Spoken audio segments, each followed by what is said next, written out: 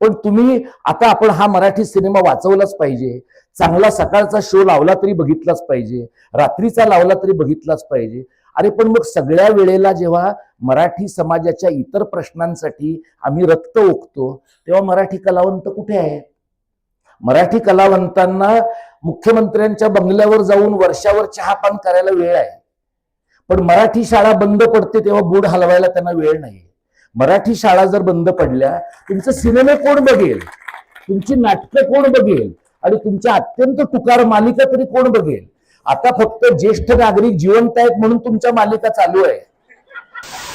म्हणजे सदा सर्व काळ ब्राह्मणांच्या कॉन्स्पिरसी बद्दल बोलत राहण्याच्या पेक्षा बहुजनांच्या कलात्मक दारिद्र्याबद्दल पण अधनमधनं जर आपण बोललो तर मग आपल्याला प्रवीण तरडे आणि दिग्पाल लांजेकर सारख्या लोकांचे सिनेमे फार बघावे लागणार नाहीत.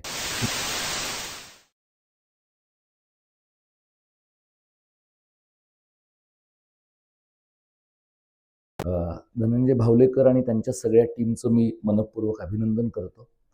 नितीन ब्रह्मेंचेही मी आभार मानतो, कारण त्यांनी आम्हाला कनेक्ट करून दिलं ह्या सगळ्या कामाच्यासाठी. कर्मवीरायण या सिनेमाच्या निमित्तानं मी तुमच्याशी बोलावं असं मला सुचवलं गेलं आहे. एखाद्या सिनेमाचा शो झाल्यानंतरचा एक दुसरा संकेत असा आहे की सिनेमा ज्या लोकांनी केलेला आहे त्यांनीच लोकांशी बोलणं अपेक्षित असतं. कारण म्हणजे लोक त्यांना ऐकायला आलेले असतात, दिग्दर्शक असेल, अभिनेता असेल किंवा बाकीच्या सगळ्या यंत्रणेतले लोक आहेत. कारण सिनेमा हे माध्यम असं आहे की त्या माध्यमाबद्दल त्या माध्यमातनं सांगून झालं की मग वेगळ्या फॉर्मॅटमधनं कुणी काही प्रबोधनाचे शब्द सांगितले की लोक सौजन्य म्हणून ते ऐकत नाहीत असं नाही, पण मग बाहेर जाऊन जास्त शिव्या देतात. तर ती एक काळजी मी वक्ता म्हणून घेईन असं मला वाटतं. मला सिनेमा आवडला आणि कर्मवीर अण्णांच्या आयुष्याबद्दल जे काही थोडंफार मी या अगोदर वाचलं होतं त्यापेक्षा अधिक गोष्टी मला यातनं कळल्या. आणि रयत शिक्षण संस्थेचा जो काही पसारा गेल्या 100-1 वर्षांच्या मध्ये वाढला आहे त्या पसाऱ्यामध्ये एखाद्या निर्लसपणे काम करणाऱ्या माणसाचं किती मोठं योगदान असू शकतं हे या सगळ्या प्रक्रियेतनं आपल्याला दिसतं आहे. माझे सहकारी आणि ज्येष्ठ मित्र अनिल सपकाळ ह्या सिनेमाच्या प्रक्रियेमध्ये सहभागी आहेत. मी त्यांचंही अभिनंदन करतो.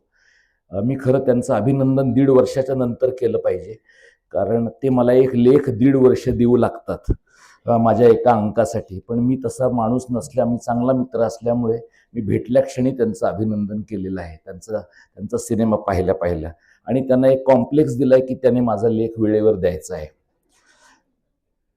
हा सिनेमा मी जेव्हा पाहतो आणि महाराष्ट्रामध्ये गेल्या काही वर्षांमध्ये सिनेमा हे माध्यम प्रबोधनाचं साहित्य किंवा प्रबोधनाचं माध्यम म्हणून वापरलं जाण्यापेक्षा प्रोपगँडाचं माध्यम म्हणून वापरलं जाण्याकडे कल आहे. आणि गेल्या काही वर्षांमध्ये ज्या प्रकारच्या केरळा स्टोरी आणि काश्मीर फाईल्स आणि या प्रकारचे सिनेमे आपल्याकडे आले किंबहुना आपल्या बोकांडी ते मारले गेले आणि आपल्या व्हॉट्सअप विद्यापीठाच्या विद्यार्थ्यांनी ते सगळे समाजाच्या पर्यंत नेले आणि त्यामुळे समाजात जे काही थोडंफार बरं घडत होतं ते बरं घडण्याच्या बद्दलचा एक प्रकारचा नकारात्मक भाव समाजात निर्माण करण्याचं काम गेल्या काही वर्षांमध्ये झालंय. हा सिनेमा मला या दृष्टीनं महत्त्वाचा वाटतो की या सिनेमामध्ये शाहू महाराजांकडनं कर्मवीर अण्णांना झालेल्या मदतीचा उल्लेख आहे, पण त्याच्या पलीकडे जाऊन त्यांनी स्वतंत्रपणे केलेलं काम त्याच्यात आहे.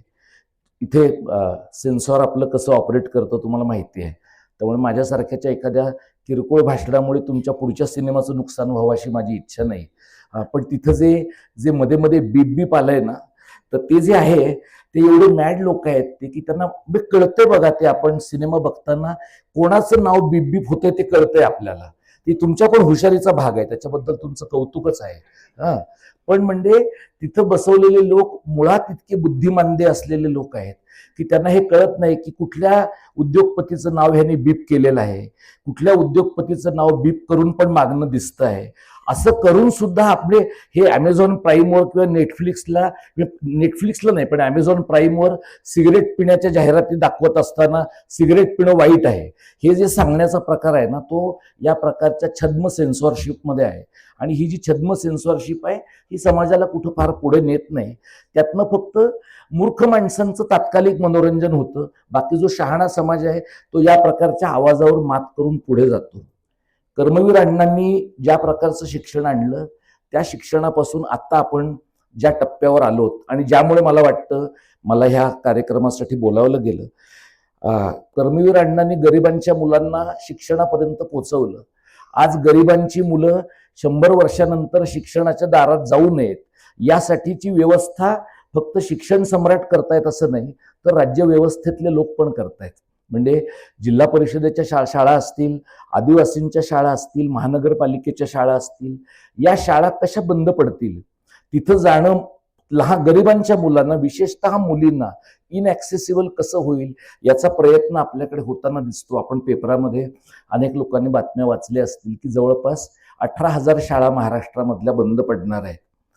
आता इथं जो एक समाजातला मध्यम वर्गातला किंवा उच्च मध्यम वर्गातला क्राऊड सर्वसाधारणपणे सिनेमा ही गोष्ट अनुभवण्यासाठी येतो, कारण सिनेमा अनुभवणं ही पण एक चैन आहे. तुमच्याकडं काहीतरी एक सरप्लस व्हॅल्यू आयुष्यामध्ये असल्याशिवाय सिनेमे बघण्याची चैन समाजाला परवडत नाही.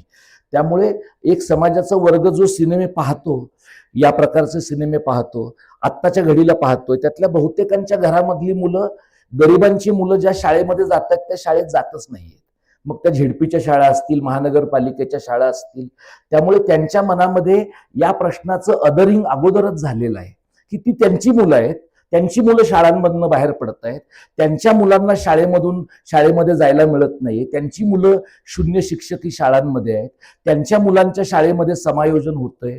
तर या प्रकारच्या सिनेमाचं एक मोल मला असं वाटतं की आपल्यापैकी अनेकांच्या मनामध्ये जी परात्मीकरणाची, एलिएनेशनची जाणीव निर्माण झाली आहे, त्या जाणीवेतनं बाहेर पडून काही वर्षांच्या पूर्वी आपल्याही मागच्या पिढीतले लोक त्यांच्यापैकीच होते, याच्यापैकीचं जर भान आपल्यातल्या काही लोकांच्या मनात आलं तर कर्मवीर अण्णांसारख्या माणसांनी, विठ्ठलरामजी शिंदेंच्या सारख्या माणसांनी केलेलं जे काम आहे ते अधिक झिरपेल असं वाटतं. त्याच्यामध्ये बाळासाहेब खेरांचा उल्लेख आहे, चव्हाण साहेबांचा पण उल्लेख आहे. रयत शिक्षण संस्थेनं पण गेल्या 100 वर्षामध्ये खूप प्रवास केलेला आहे. आणि तुम्ही अगदी सुरुवातीला लिहिलंय की या सिनेमात व्यक्त झालेल्या मताशी रयत शिक्षण संस्था सहमत असेलच असं नाही. तर असं लिहायची दिग्दर्शकावर वेळ येते हे काही चांगलं नाहीये. मुळामध्ये ही रयत शिक्षण संस्थेची जबाबदारी आहे की त्यांनी हा सिनेमा काढायला पाहिजे होता. म्हणजे शरद पवार साहेब त्या संस्थेचे दीर्घकाळ अध्यक्ष होते किंवा आता पण मला वाटतं एका महत्वाच्या पदावर ते आहेत. ज्यांच्याकडे खोऱ्यानं पैसा आहे, बहुजन समाजातनं आलेला पैसा आहे, अशा माणसांना आपली कला, अशा माणसांना आपल्या माणसाचं चित्रण एखाद्या मोठ्या पटावर मांडावं असं वाटत नाही. हे बहुजनांच्या कलात्मक दारिद्र्याचं पण लक्षण आहे.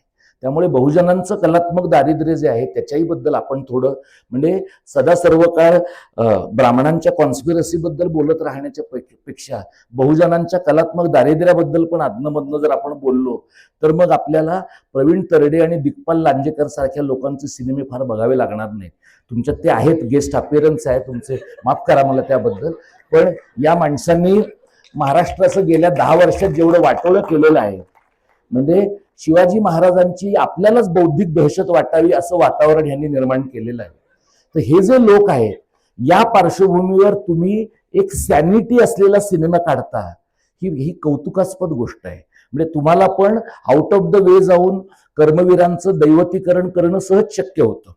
म्हणजे आता किशोर कदम हा चांगला अभिनेता आहे, पण त्यालाही थोडं सांगायला पाहिजे अधनमधनं की जरा स्वतःला घासून पुसून घेत जा, थोडा जरा नवा दिसशील, फ्रेश दिसशील. नाही तर तो गारवाच्या गाण्यांसारखंच सगळं आयुष्यभर करत राहतो. पण ते ठीक आहे. आता काय, आपल्यातल्या बऱ्या अभिनेत्याची उंची पण मध्यमच आहे, तर त्याचं आपण काही फार नाही करू शकत. पण ठीक आहे, माझं त्या शहरामध्ये जाऊन शत्रू निर्माण करणं हेच माझं एक कलमी काम असल्यामुळे मी हे करतो आहे. तुम्ही फार इथं जे तुम्ही मांडलं ना, म्हणजे त्या लहान मुलांची जी आयुष्य आहेत, म्हणजे स्टेरिओटिपिकल प्रोटोटाईप अशा पद्धतीनं माणसं मांडायची पद्धत आहे बघा. म्हणजे मराठी सिनेमातला ब्राह्मण कसा दिसतो, तर तो अमुक पद्धतीचा दिसतो. अनंत मानेंच्या आणि इतरांच्या सिनेमामधला मराठा कसा दिसतो, तर असा दिसतो. तुम्ही अजूनही कोल्हापुरात जा, अजूनही कोल्हापुरातल्या चित्रनगरीमध्ये अजूनही तिथं पाटलाचा वाडा आहे. म्हणजे पाटलांच्या वाड्याचा बाहेर बाजार उठलेला आहे, पण चित्रनगरीमध्ये तो वाडा आहे. तर हे आपल्या लोकांना, म्हणजे साधी माणसं म्हणून, प्रेक्षक म्हणून हे आपल्या लोकांना कळण्याची गरज आहे की दादासाहेब फाळक्यांचा फोटो एखाद्या मॉलमधल्या मल्टिप्लेक्समध्ये लावून आपली चित्रपटसृष्टी सुधारण्याची शक्यता नाहीये. मल्याळम सिनेमाला चांगले दिवस आहेत. काही काळापूर्वीपर्यंत कन्नड सिनेमामध्ये काही चांगलं होतं, बंगाली सिनेमामध्ये होतं. आपल्याला असं झालं आहे की समकालीन बरा मराठी सिनेमा करणं आणि तो समकालीन बरा मराठी सिनेमा राष्ट्रीय आणि आंतरराष्ट्रीय स्पर्धेमध्ये उतरवणं, यासाठी लागणारं जे नैतिक बळ आहे ते नैतिक बळ मराठी समाजामध्ये तुलनेनं कमी आहे असं मला वाटतं.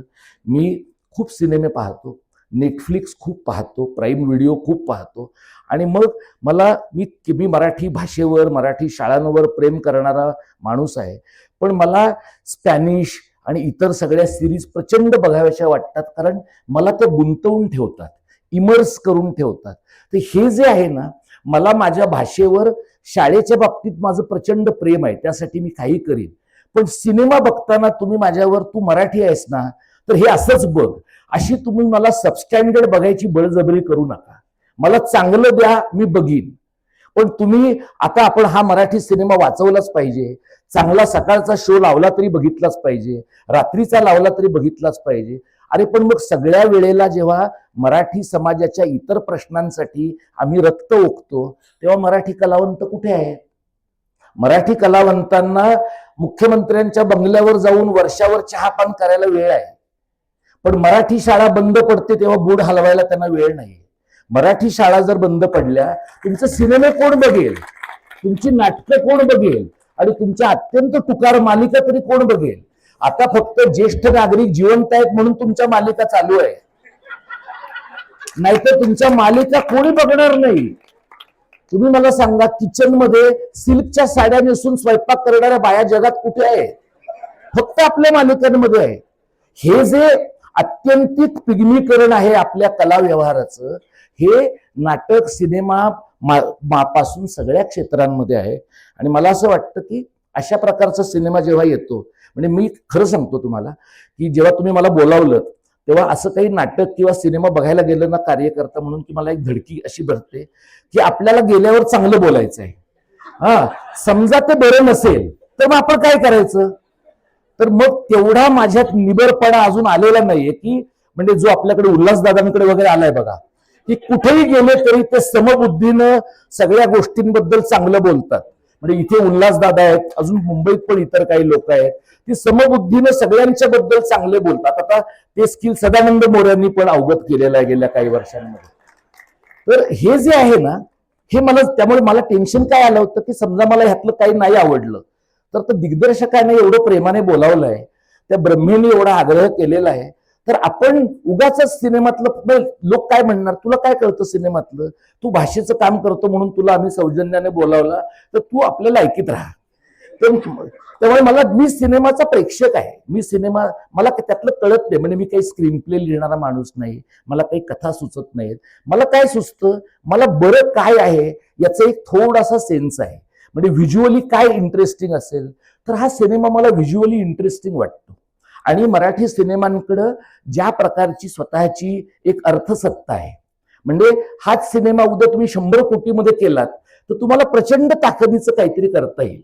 पण 100 कोटी रुपये खर्चून सुद्धा भिकार सिनेमे करणारे लोक आपल्याकडे आहेत. म्हणजे पैसा आणि बुद्धिमत्ता याचं किती व्यस्त प्रमाण असावं याचं भारतीय चित्रपट सृष्टी हे पण एक चांगलं उदाहरण आहे. त्यामुळे आपल्याकडे मराठी सिनेमाच्या लोकांना चांगले पैसे मिळावेत, त्यांची घरं नीट चालावीत आणि त्या सगळ्या मंडळींनी मराठी भाषेच्या बद्दलची त्यांची कृतज्ञता त्यांच्या वागण्या बोलण्यातनं दाखवली पाहिजे. तुम्ही चांगला मराठी सिनेमा काढाल, पण तुमची मुलं IGCSE बोर्डाच्या शाळेत शिकतील, तुमची मुलं सुद्धा तुमचा सिनेमा बघणार नाहीत. तुमची नातवंड तर सोडा, नातवंडांना तर तुम्हाला सबटायटलिंग केल्याशिवाय तुमच्या पिंडाला कावळाच शिवणार नाही. तुमची मुलं सुद्धा ते बघणार नाही. त्यामुळे मराठी नाटकवाल्यांनी, मराठी मालिकावाल्यांनी, मराठी पेपरवाल्यांनी सुद्धा, मराठी माध्यमातल्या सगळ्या मंडळींनी हे लक्षात ठेवायला पाहिजे की मराठी शाळा आणि मराठी भाषा, मराठी वाचनालय यांच्यासाठीचा संघर्ष आणि महाराष्ट्र धर्माचा एक व्यापक संघर्ष, हा संघर्ष तुमच्या पोटापाण्याचा पण संघर्ष आहे. आणि त्यामुळे असा चांगला सिनेमा येतो तेव्हा आपलं जगणं समृद्ध होतं. पण आपलं जगणं हे बाकी कितीही वैश्विक असलं तरी त्याचा गाभा मराठी भावविश्वाचा आहे. आणि तो एका सर्वसमावेशक मराठी भावविश्वाचा, मराठी चर्चा विश्वाचा जर असेल तर आपण त्यामध्ये त्यामध्ये गुंतून जाणार आहोत का, त्यात मिसळणार आहोत का. मला समरस होणार आहोत का असा शब्द वापरायचा मोह झाला होता, पण समरस हा शब्द सध्या रेशीम बागेकडे गेलेला असल्यामुळे मी तो वापरत नाही. तर तुम्ही त्याच्यात सामील होणार आहात का, सामिलीकरणाची भावना सर्वाधिक महत्वाची आहे. आणि आत्ताचा काळ चांगला सिनेमा बनवण्याचा आहे, पण चांगला सिनेमा केल्यानंतर दिग्दर्शक जिवंत राहीलच याची काही खात्री नाहीये. त्यामुळे दिग्दर्शकाला राज्यातनं पलायन न करता, देशातनं पलायन न करता आपला सिनेमा दाखवायचा तर कधी कधी OTTवरच दाखवावा लागतो, किंवा सिनेमामध्ये मोजक्याच ठिकाणी दाखवावा लागतो, किंवा मग मला असं वाटतं बरेचदा सिनेमे आल्यानंतर वेगवेगळ्या पेपरवाल्यांकडे तुम्हाला जे जावं लागतं, चॅनलवाल्यांकडे, हा एक अत्यंत कंटाळवाणा एक्झरसाइज आहे असं माझं खाजगी मत आहे. तुम्हाला ते करावंच लागणार, त्याला काही पर्याय नाही. पण म्हणजे तिथले एंटरटेनमेंट बीट बघणारे लोक इतके भयानक प्रश्न विचारतात की त्याच्यामध्ये शून्य अशा प्रकारचं आकलन असतं. पण आणि त्याचा मार्केटिंगला तरी उपयोग होतो की नाही मला माहित नाही. पण या प्रकारच्या सिनेमाला रयत सारख्या संस्थेनं स्वतःचं पालकत्व दिलं पाहिजे असं मला वाटतं. आता जे शिक्षण आहे म्हणजे कर्मवीरांपासून वसंतदादांपर्यंत शिक्षणात जो बदल झालाय, म्हणजे वसंतदादांचं आपल्याकडे कौतुक करण्याची पद्धत आहे की इंजिनिअरिंग आणि मेडिकलची कॉलेजेस त्यांनी खुली केली, पण इंजिनिअरिंग आणि मेडिकलच्या शिक्षणामध्ये त्यांनी विनाअनुदानित कॉलेजेस आणल्यामुळे सगळे शिक्षण सम्राट माफिया तयार झालेले आहेत आणि गरिबांच्या मुलांना जे विनामूल्य शिक्षण मिळत होतं ते आता 1.5 कोटी आणि 2 कोटीच्या कॅपिटेशन फीवर गेलंय. आणि त्यातनंच इथे नॉर्थ ईस्ट आणि उत्तर भारतातनं येणाऱ्या शिकणाऱ्या मुलांचे लोंढे वाढलेले आहेत. हे सगळे एकमेकांच्या पोटात गुंतलेले प्रश्न आहेत. एखादा माणूस जेव्हा स्वतःचं आयुष्य पणाला लावतो, आपली समाज म्हणून जबाबदारी अशी आहे की किमान त्या माणसाच्या पावलावर आपण 2 पावलं चालणं. रयत शिक्षण संस्थेची अवस्था सध्या कशी आहे, एकूणच महाराष्ट्रातल्या डेक्कन पासून सगळ्या संस्थांची अवस्था कशी आहे आणि त्यांचं नमस्ते सदा वत्सलीकरण कसं झालेलं आहे तुम्हाला माहिती आहे. त्याच्या खोलात मी जात नाही. पाठीचा कणा जर आपल्याला असेल तर आपल्याला ते कळतं, आणि पाठीचा कणा असेल तर त्याच्या विरोधामध्ये आवाज उठवण्याची हिंमत असते. जर आवाज उठवण्याची हिंमत नसेल तर आणखी 10 वर्षांनी महाराष्ट्रातली एकही संस्था शहाण्या माणसांच्या हातामध्ये राहणार नाही. रयत सकट कुठलीही संस्था ती बहुजनांची असेल, पण हिंदुत्वाच्या छत्रछायेखाली गेलेल्या बहुजनांच्या हातामध्ये असेल. आणि आपल्यातल्या ज्या विशेषतः प्राध्यापक जमातीतल्या, शिक्षक जमातीतल्या, माध्यम जमातीतल्या, कलावंत जमातीतल्या पाठीचा कणा नसलेल्या लोकांनी अशा वेळेला तोंडावर चिकटपट्टी लावून ठेवलेली आहे, ते लोक ह्या पापामध्ये सहभागी असणार आहेत. आणि आत्ताच अशा प्रकारचा सिनेमा तुम्हाला काढता येतो आहे आणि तो सिनेमा थोड्या डिस्क्लेमरसह, थोड्या अस्वीकरणासह लोकांपुढे मांडता येतोय. आणखी 10 वर्षांनी थोडा चौकटी बाहेरचा सिनेमा, थोडं चौकटी बाहेरचं नाटक ही मंडळी तुम्हाला लिहू देणार नाहीत, तुम्हाला करू देणार नाहीत. ही इंटरनल आणि एक्सटर्नल कन्फर्मिटी जी आहे, जे फॅसिझमचं लक्षण आहे, जे अघोषित हुकुमशाहीचं लक्षण आहे, त्यात आपण वावरतो आहोत. अशा परिस्थितीत एका पाठीचा कणा असलेल्या माणसाच्या संबंधातला सिनेमा आपण इथं दाखवलात. मी सगळ्या टीमचं तुमचे आभार मानतो. तुम्ही मला इथं येऊन सिनेमाबद्दल आणि भाषेबद्दल मी काहीतरी बोलू शकेन एवढा विश्वास ब्रह्मे आणि सगळ्या टीमने दाखवला, त्याबद्दल मी तुम्ही पत्करलेल्या धोक्याबद्दलही तुमचे आभार मानतो. धन्यवाद. जय मराठी, जय महाराष्ट्र.